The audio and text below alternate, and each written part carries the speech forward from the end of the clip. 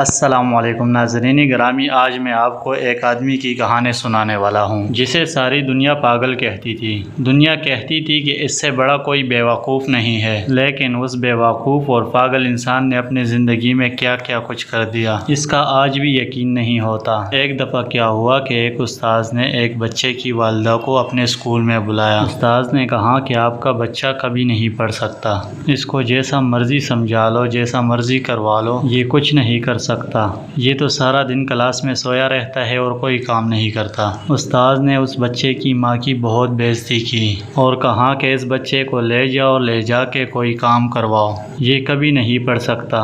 اس کی ماں اسے گھر لے آئی اور خود ہی پڑھانا شروع کر دیا، لیکن وہ بچہ گھر میں بھی نہیں پڑھتا تھا۔ اس بچے کے آس پاس والے بچے اور لوگ اسے بیوقوف سمجھتے تھے۔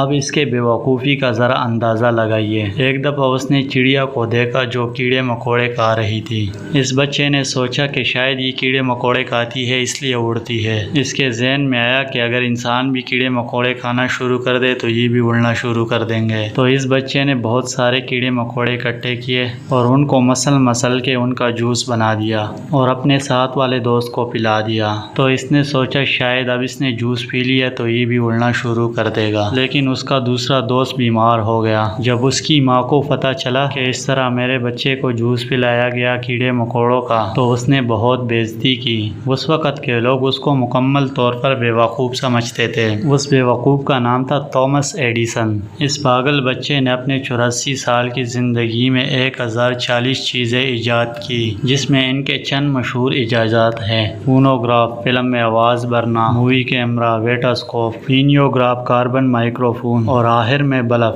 جی ہاں، جو بلب آج ہمارے گھر میں استعمال ہوتا ہے وہ اسی نے ایجاد کیا تھا۔ اب ہم واپس اس کی زندگی کی طرف آتے ہیں، کارنامے بعد میں ڈسکس کریں گے۔ تو ہیلو گائز، میرا نام ہے خورشید خان اور آپ دیکھ رہے ہیں خورشید وائس یوٹیوب چینل۔ اب چنانچہ یہ پڑھتا تو تھا نہیں، اس کی والدہ نے اس کو اخبار بھیجنے کے لیے لگا دیا۔ یہ جا کے ٹرین میں لوگوں کو اخبار بھیجتا تھا۔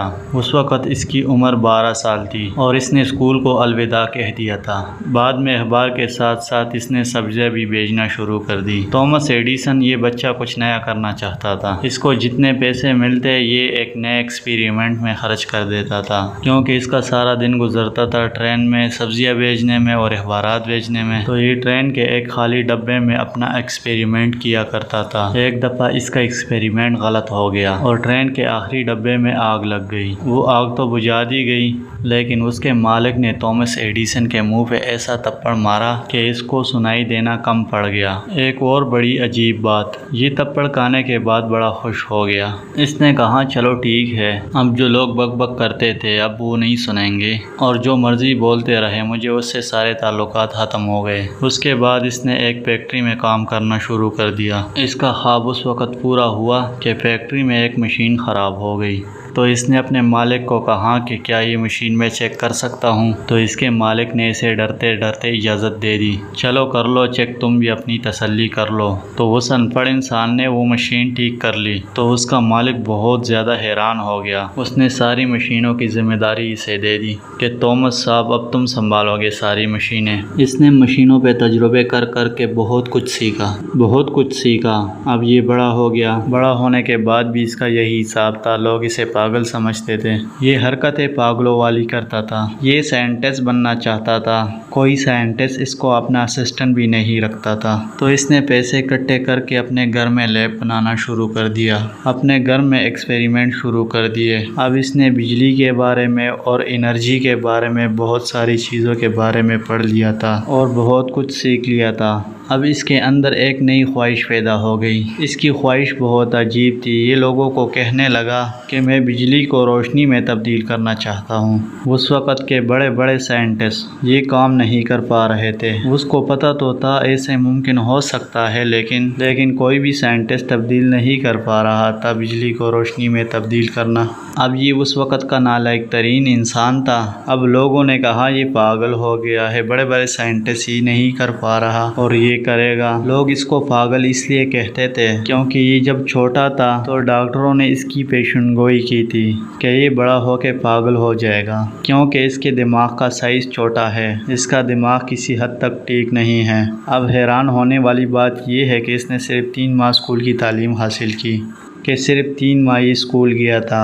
اب اس نے بجلی کو روشنی میں کنورٹ کرنے کے لیے پورے 999 کوششیں کی، الگ الگ بلب بنائے لیکن سارے ہی ناکام ہو گئے۔ پھر اس نے آخری بلب 1000ویں دفعہ بنایا تو یہ کامیاب ہو گیا۔ یہ وہ پاگل بچہ تھا جس نے اس وقت کی پوری دنیا میں ہنگامہ کھڑا کر دیا تھا۔ پھر لوگ بہت حیران ہو گئے، یقین مانو سارے بہت حیران ہوئے، یہ کیسے کر سکتا ہے؟ یہ جو آپ کے چھت پہ پنکھا لٹکا ہے یہ بھی اسی نے ایجاد کیا تھا۔ لوگوں نے اس سے پوچھا کہ تم 999 مرتبہ ناکام ہوئے ہو؟ تو اس نے کہا نہیں یار، میں 999 مرتبہ ناکام نہیں ہوا، میں نے 999 طریقے ایسے دریافت کی ہے جن سے بلب نہیں بن سکتا۔